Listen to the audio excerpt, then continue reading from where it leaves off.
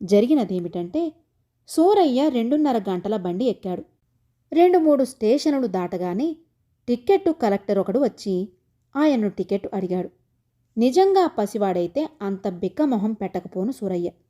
కాని అన్నీ తెలిసినవాడు కనుక టిక్కెట్టు కలెక్టర్ను చూడగానే సూరయ్య తప్పు చేసిన మొహం పెట్టాడు. సూరయ్య జేబులో దమ్మిడీ లేదు. సూరయ్య చెంపలు 2 వాయించి రైలు నుంచి దించేశాడు టిక్కెట్ కలెక్టర్. చేసేది లేక సూరయ్య కాళ్ళీడ్చుకుంటూ 16 మైళ్ళ దూరము నడిచి తిండికి మాడుతూ దుమ్ము కొట్టుకుని రాత్రి 11ంటికి ఇల్లు చేరుకున్నాడు. తలుపు తట్టి పిలిస్తే అందరూ తలో ప్రశ్న అడుగుతారు. అందుచేత మెట్ల మీద కూర్చుని ముందు జరగవలసిన దాన్ని గురించి ఆలోచించసాగాడు. ఇక తను కుర్రవాడుగా ఒక్కరోజు కూడా గడపలేడు. ఈ ప్రపంచం కుర్రవాళ్ళది కాదు.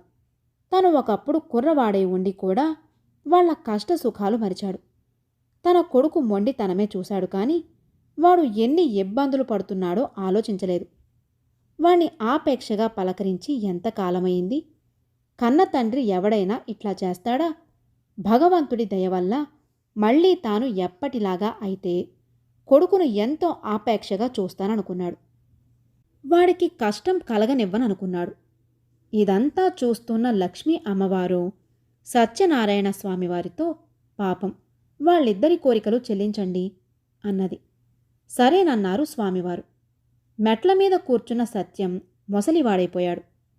లోపలి గదిలో మంచం మీద పడుకున్న సూరయ్య కుర్రవాడైపోయాడు. ఇక వాళ్ళిద్దరూ సుఖంగా ఉంటారు అన్నది అమ్మవారు. ఏం జరుగుతుందో ఇప్పుడే చూద్దువుగాని అన్నారు స్వామివారు.